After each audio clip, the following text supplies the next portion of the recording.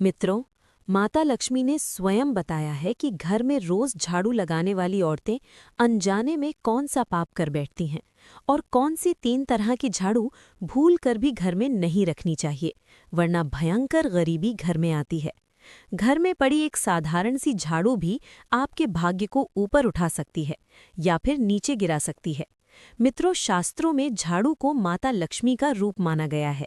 सही तरीके से इसका प्रयोग इंसान के जीवन में समृद्धि ला सकता है, लेकिन अगर झाड़ू से जुड़ी छोटी गलतियां हो जाएं, तो वही झाड़ू इंसान को कंगाली की तरफ धकेल सकती है। हमारे सनातन धर्म शास्त्रों में झाड़ू से जुड़े कई शुभ और अशुभ संकेत बताए गए हैं। झाड़ू को लेकर कुछ काम ऐसे हैं जो बिल्कुल नहीं करने चाहिए, नहीं तो जीवन में परेशानियां बढ़ने लगती हैं। झाड़ू को सही दिशा में सही तरीके से रखना बेहद जरूरी है, क्योंकि गलत ढंग से रखी झाड़ू माता लक्ष्मी की बहन अलक्ष्मी को आकर्षित करती है, जो दरिद्रता और संकटों की प्रतीक मानी जाती है। तो चलिए, बिना देर किए आज की कथा को शुरू करते हैं। और मित्रों, सच्ची श्रद्धा से कमेंट में जय माँ लक्ष्मी अवश्य लिखें। मित्रों, ये बहुत पुरानी बात है। एक नगर में एक अत्यंत सम्मानित ब्राह्मण गंगाधर अपनी धर्मपरायण पत्नी कमला देवी के साथ रहा करता था। गंगाधर भगवान श्री विष्णु का इतना बड़ा भक्त था कि वो रोज सुबह उठकर सबसे पहले तुलसी माता को जल चढ़ाता, फिर पूरे भाव से पूजा करता।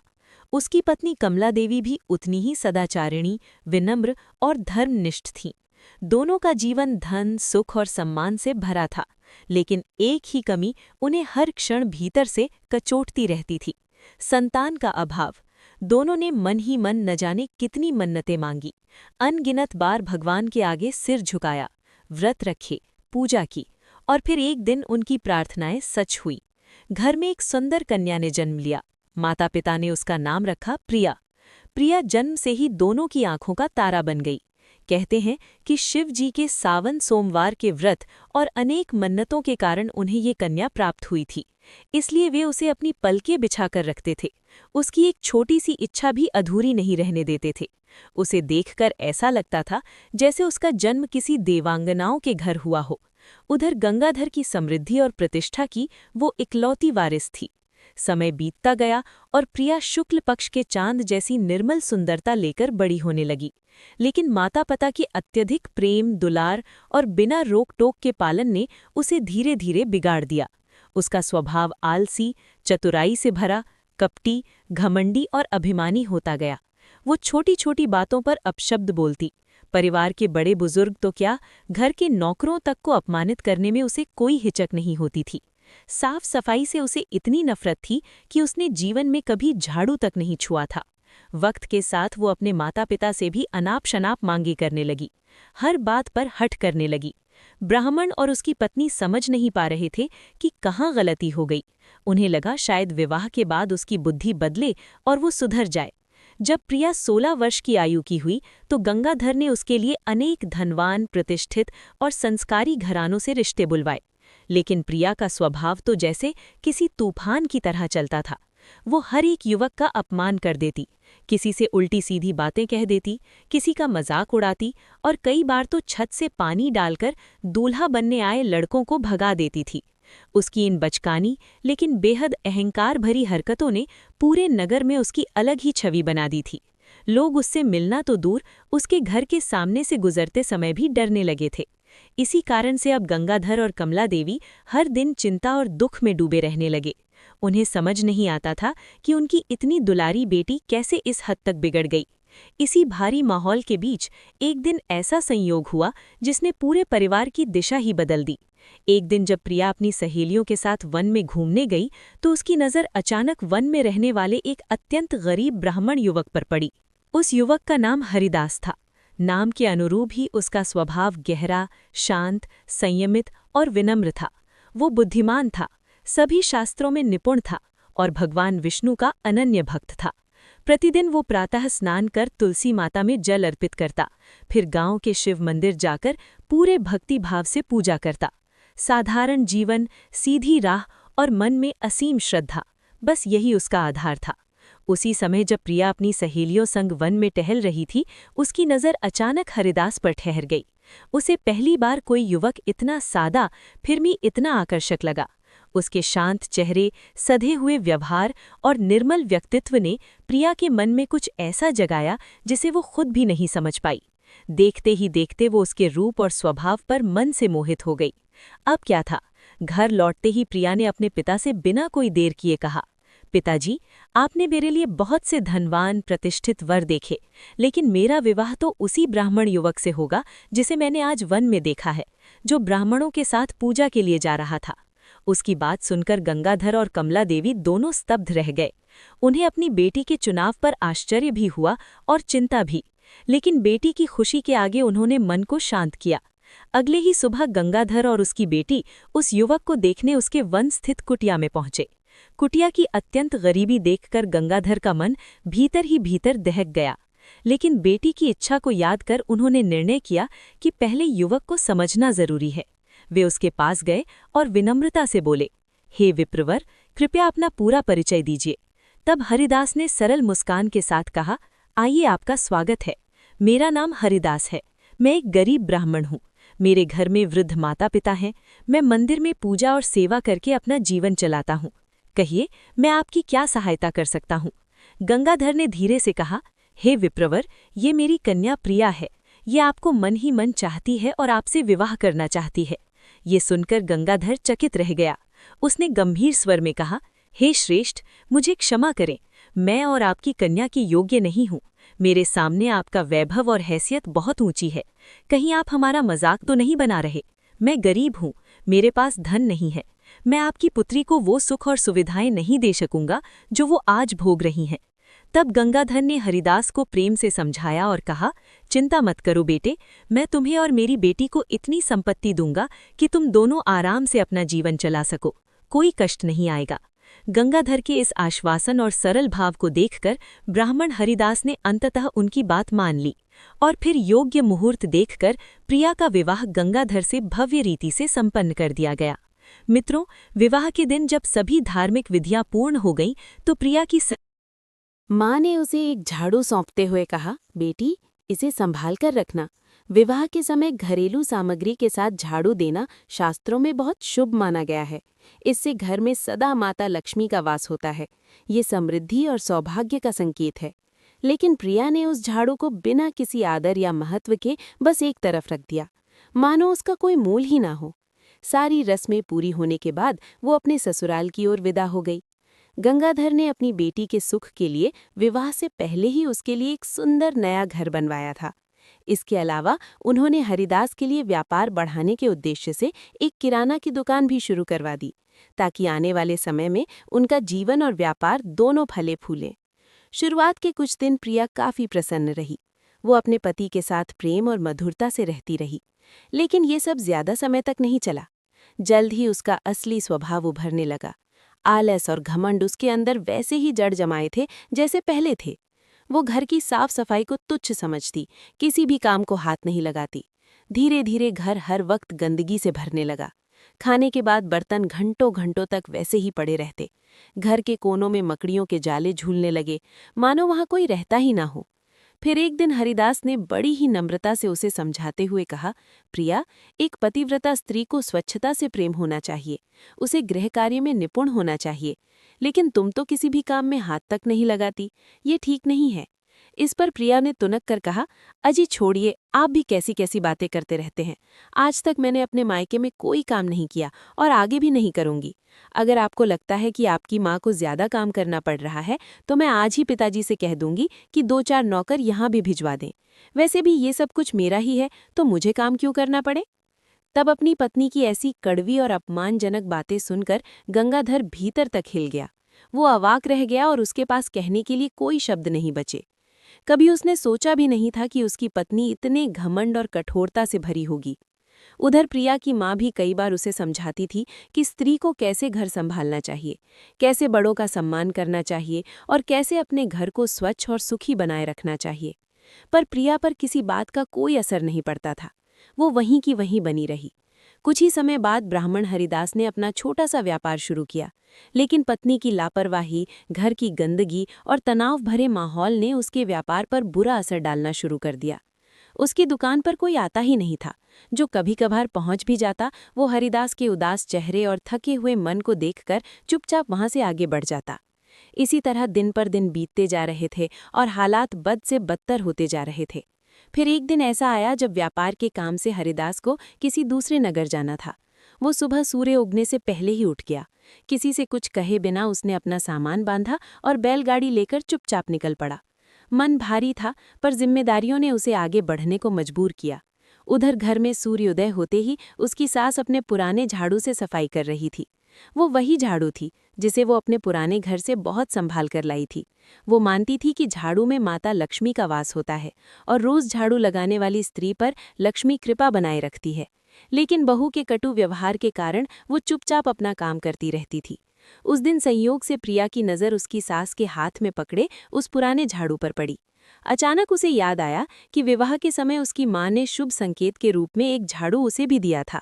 वो उसी वक्त उस झाड़ू को ढूंढ कर लाई और अपनी सास के हाथ में देते हुए व्यंग भरे स्वर में बोली, अरे माँ जी, आप तो जैसे गरीब रहने की कसम खाकर आई हैं। मेरे पिता ने इतना बड़ा महल जैसा घर दिया है और आप हो कि ये फटा पुराना झाड़ू लेकर घूमती रहती हैं। चलो, अब से आप इसी नए झाड़ू का इस्तेमाल करें। और हाँ, मुझे वो पुराना झाड़ू दोबारा घर में दिखना नहीं चाहिए। बेचारी सास पहले ही अपने बहू के तेवरों से परिचित थी। उसने कुछ भी जवाब नहीं दिया, चुपचाप झाड़ू ले लिया और अपने काम में लग गई। अगले दिन जब प्रिया की कुछ सहेलियां उसके घर आईं तो वे सभी मिलकर हंसी ठिठोली कर बैठी थी। उसी समय उसकी सास उधर से झाड़ू लगाते हुए गुजरी। प्रिया की नज़र जैसे ही उस पुराने झाड़ू पर पड़ी, उसका गुस्सा फूट पड़ा। वो क्रोध से भरकर उठी, अपनी सास के हाथ से झाड़ू छीनकर घर के बाहर फेंक दिया और चिल्लाते हुए बोली, अरे बूढ़ी, मैंने तुम्हें साफ साफ मना किया था कि इस पुराने झाड़ू को घर में मत रखना। तुम मेरी सहेलियों के सामने मेरी बेइज्जती क्यों कर रही हो? मेरे पिता ने तुम्हें रहने को घर क्या दे दिया, तुम मेरे शब्दों की ही कद्र नहीं करती। अगर तुम्हें यहाँ रहना है तो मेरे ही नियमों से रहना होगा, नहीं तो इस घर में रहने का कोई हक नहीं है। मित्रों, वो बूढ़ी माँ अपने बहू के मुख से ऐसे कठोर और अपमानजनक वचन सुनकर बेचारी सास के पैरों तले मानो जमीन ही खिसक गई। वो कुछ भी नहीं बोल सकी, अपने वस्त्र और थोड़े बहुत सामान को समेटा और चुपचाप अपने पति के साथ पुराने घर की ओर लौट गई। उसके मन में गहरा दर्द था। उसे अपनी बहू का ऐसा व्यवहार बिल्कुल सहन नहीं हुआ। उधर संध्या समय जब घर आए मेहमानों के लिए प्रिया ने भोजन बनाया, सबको परोसा और सभी ने हंसते हुए खाना भी खा लिया। पर जब खुद प्रिया की बारी आई, तब तक सारा भोजन समाप्त हो चुका था। आज उसके जीवन में पहली बार ऐसा हुआ कि उसे भूखा ही सोना पड़ा। ये उसके लिए आश्चर्य और अपमान दोनों था। अगली सुबह उठकर उसे घर में फैली गंदगी देखकर मजबूरी में झाड़ू उठाना पड़ा। उसने सफाई तो कर ली, लेकिन जैसे ही उसका काम पूरा हुआ, उसने झाड़ू को घर के कोने में फेंक दिया और पैर से धक्का देकर उसे अलमारी के नीचे खिसका दिया। मित्रों, वो कभी झाड़ू को सिर के ऊपर रख देती, कभी उल्टा टिका देती, कभी दरवाजे के बीचों बीच छोड़ देती। वो अक्सर शाम ढलने के बाद झाड़ू लगाती और कूड़ा घर के बाहर फेंक देती थी। शास्त्रों के अनुसार ये सब माता लक्ष्मी का अनादर माना जाता है। ये दुर्भाग्य और दरिद्रता को बुलाने जैसा माना गया है। लेकिन प्रिया को इन बातों का कोई ज्ञान नहीं था। वो इसे सिर्फ मामूली घरेलू काम समझती रही और अनजाने में बड़ी गलतियां करती गई। फिर अगली सुबह स्नान करके उसने भोजन बनाया और आए हुए मेहमानों को खिलाया। किंतु भोजन समाप्त हो गया और फिर से उसकी थाली खाली रह गई। अब वो हैरान रह गई। मन में सोचने लगी, मैंने आज रात से कई गुना अधिक भोजन बनाया था, फिर भी मेरे लिए कुछ भी कैसे नहीं बचा। थोड़ी देर बाद उसने अपने लिए अलग से चावल पकाए और खाकर दिन निकाला। दूसरे दिन भी उसने झाड़ू लगाया, लेकिन आदत वही। सफाई के बाद उसने झाड़ू को पैर से हिलाकर बाहर निकाला और फिर दरवाजे के पीछे खड़ा करके छोड़ दिया। उसे मालूम ही नहीं था कि वो धीरे धीरे अपने घर से शुभता को बाहर धकेल रही है। मित्रों, होनी को कुछ और ही मंजूर था। प्रिया जाने अनजाने में गलतियां करती रही, लेकिन उसके घर में बढ़ रही नकारात्मकता और दुर्भाग्य की उसे बिल्कुल भी समझ नहीं आ रही थी। सास के जाने के बाद वो अकेली पड़ गई थी, इसलिए उससे मिलने रोज कोई ना कोई मेहमान आ जाता। वो हर बार पहले से ज्यादा भोजन बनाती, पर हर बार भोजन खत्म हो जाता। उसके लिए एक दाना भी नहीं बचता। अब उसके घर में सब कुछ होते हुए भी उसका जीवन बद से बदतर होता जा रहा था। दिखने में वो महल की रानी थी, पर भोजन की कमी और लगातार दुर्भाग्य के चलते वो धीरे धीरे सूख कर कांटा बन गई। अब इसी तरह कुछ दिन और बीत गए। एक दिन ब्राह्मण हरिदास अपने घर लौटा। जैसे ही वो अंदर आया, उसने देखा कि घर में उसके माता पिता कहीं दिखाई नहीं दे रहे थे। वो घबरा गया और तुरंत बोला, अरे भाग्यवान, मेरे माता पिता कहाँ हैं? माता पिता कहाँ हैं? इतने दिनों से नजर नहीं आ रहे। मैं तो उन्हें रास्ते भर ढूंढता आ रहा हूँ। क्या तुम्हें पता है वे कहाँ गए? प्रिया निर्लज्जता से बोली। उन्हें मेरे साथ रहना पसंद नहीं आया, इसलिए वहीं अपने पुराने घर लौट गए। अब उन्हें यहाँ रहने की कोई ज़रूरत भी नहीं थी। ये सुनकर हरिदास का हृदय टूट गया। उसे सब समझ में आ गया कि प्रिया को उसके माता पिता बोझ लगने लगे थे। वो जानता था कि अगर वो कुछ कहेगा तो मामला और बिगड़ जाएगा। इसीलिए उस दिन उसने कुछ नहीं कहा, चुपचाप भोजन किया और भारी मन से सो गया। अगले दिन सुबह पति पत्नी आंगन में किसी बात पर झगड़ रहे थे। तभी उन्होंने देखा कि एक साधु उनके घर के सामने आकर रुका। साधु ने घर की ओर दोनों हाथ जोड़कर प्रणाम किया, कुछ मन ही मन बोलते हुए आगे बढ़ गया। दोनों हैरान रह गए कि आखिर वो साधु किसे प्रणाम कर रहा था। पर आश्चर्य यहीं खत्म नहीं हुआ। अगले दिन भी वही हुआ। साधु आया, उनके घर के सामने खड़ा होकर हाथ जोड़कर प्रणाम किया और चुपचाप चला गया। ये क्रम रोज का बन गया। इधर प्रिया की बुरी आदतें, उसका आलस, घमंड और घर की अव्यवस्था बढ़ती गई। धीरे धीरे घर का समस्त धन समाप्त हो गया। वो बार बार अपने पिता से धन मंगाती रही और आखिरकार अपने पिता को भी कंगाल बना दिया। आखिर एक दिन गंगाधर उसकी आदतों से तंग आकर सब छोड़कर चला गया। वो अपने माता पिता की सेवा करने लगा और उन्हें वापस अपने साथ ले गया। अब घर में सिर्फ प्रिया अकेली रह गई। मित्रों, वो साधु कोई साधारण व्यक्ति नहीं था। वो साक्षात भगवान श्री हरि विष्णु थे, जो एक साधु का रूप धारण करके धरती पर आए थे। क्योंकि प्रिया के माता पिता भगवान विष्णु के सच्चे भक्त थे, इसलिए भक्तवत्सल प्रभु स्वयं उसकी सहायता और मार्गदर्शन करने आए थे। पर इधर प्रिया का हाल एकदम विपरीत था। अब वो पूरी तरह अकेली थी, लेकिन उसका स्वभाव न बदला। जो कुछ धन बचा था वो भी उसने ऐशो आराम में उड़ा दिया। उसके पिता ने भी अब उसका त्याग कर दिया और आखिरकार वो कंगाल, बेसहारा और अकेली अपने ही घर में रह गई। अब उसे अपने कर्मों पर गहरा पश्चाताप होने लगा। पर अब बहुत देर हो चुकी थी मित्रों। किंतु एक बात अब भी नहीं बदली थी। वो साधु अब भी रोज उसके घर के सामने आता, हाथ जोड़कर प्रणाम करता और मन ही मन कुछ कहकर चला जाता। आखिर एक दिन प्रिया से ये सहा नहीं गया। वो क्रोध से घर के बाहर आई और बोली, अरे साधु, क्यों रोज मेरे घर को प्रणाम करते हो? मेरे घर में अब तो कुछ भी नहीं बचा, फिर भी तुम प्रतिदिन हाथ जोड़कर खड़े रहते हो। तुम्हें आखिर चाहिए क्या? साधु मुस्कुराए और बोले, हे पुत्री, मैं तुम्हारे घर में विराजमान देवी लक्ष्मी को प्रणाम करता हूँ। तुम्हारे घर की गंदगी, आलस्य, अहंकार, अभिमान और कटु वचन, यही सब लक्ष्मी का स्वरूप है। मैं उन्हें प्रणाम करता हूँ ताकि वे मेरे घर कभी प्रवेश न करें। इसलिए प्रतिदिन जब भी मैं तुम्हारे घर के सामने से गुजरता हूँ, मैं लक्ष्मी जी को प्रणाम करता हूँ। देखो, जो तुम्हारे घर की छत पर बैठी हुई है, वो वही है। मित्रों, अब क्या था? ये सुनकर प्रिया के प्राण जैसे सूख गए, मानो उसके पैरों के नीचे से जमीन खिसक गई हो। उसका चेहरा सफ़ेद पड़ गया और वो कुछ क्षणों के लिए स्तब्ध होकर खड़ी रह गई। उसकी सांसें अटक गईं, आवाज़ गले में अटक गई और वो कुछ भी बोल नहीं पाई। जब उसने खुद को थोड़ा संभाला, तभी उसके मन को समझ आया कि उसने सचमुच बहुत बड़ा अपराध किया है। उसने अपने ही हाथों से माता लक्ष्मी को घर से निकाल दिया था और देवी लक्ष्मी को अपने घर में स्थान दे दिया था। ये एहसास होते ही वो जोर जोर से रोने लगी। उसे समझ आने लगा कि उसके जीवन में जो भी बुरा हुआ, वो उसी के कर्मों का फल था। उसने साधु के चरण पकड़ लिए और रोते हुए बोली, हे महात्मन, कृपा करें, मुझे कोई उपाय बताएं, मुझे इस विपत्ति से निकालें। प्रिया की आंखों से बहते पश्चाताप के भाव को देखकर साधु, जो वास्तव में साक्षात भगवान श्री हरि विष्णु थे, बोले, हे पुत्री, यदि तुझमें साहस है तो ध्यान से सुनो। ये सब तुम्हारी अपनी भूलों का परिणाम है। तुमने घर में रखी झाड़ू का अनादर किया, उसे अपवित्र किया, उसका तिरस्कार किया। यही कारण है कि देवी लक्ष्मी रुष्ट होकर तुम्हारे घर से चली गईं। प्रिया रोते हुए बोली, हे स्वामी, मुझे क्षमा करें। मैं आज से माता लक्ष्मी की नित्य पूजा करूंगी। मैं अपने अपराध के लिए क्षमा मांगूंगी। कृपया मेरा मार्गदर्शन कीजिए। मित्रों, तब साधु भगवान विष्णु ने कहा, हे पुत्री, उठो और शांत हो जाओ। मैं तुम्हें मार्ग दिखाता हूँ, पर अब तुम्हें मेरे हर शब्द को ध्यान से सुनना होगा। प्रिया दोनों हाथ जोड़कर साधु के चरणों में झुकी और बोली, महाराज, मैं तैयार हूँ, कृपा करें और मुझे सही राह दिखाएं। तब साधु ने कहना आरंभ किया, हे पुत्री, झाड़ू सिर्फ गंदगी साफ करने का औजार नहीं है, ये आपके घर के भाग्य की दिशा भी बदल सकती है। शास्त्रों में इसे माता लक्ष्मी का प्रतीक कहा गया है। इसे सही तरीके से रखा जाए तो ये घर में धन, सुख, समृद्धि और शांति लाती है। लेकिन इसके प्रति लापरवाही और अपमान करना घर में दरिद्रता, कलह और संकट लाता है। अब मैं तुम्हें झाड़ू के प्रकारों के बारे में बताता हूँ और कौन सी झाड़ू शुभ है और कौन सी अशुभ। झाड़ू 3 प्रकार की होती है। पहली, प्लास्टिक की झाड़ू। ये पूरी तरह त्याज्य मानी जाती है।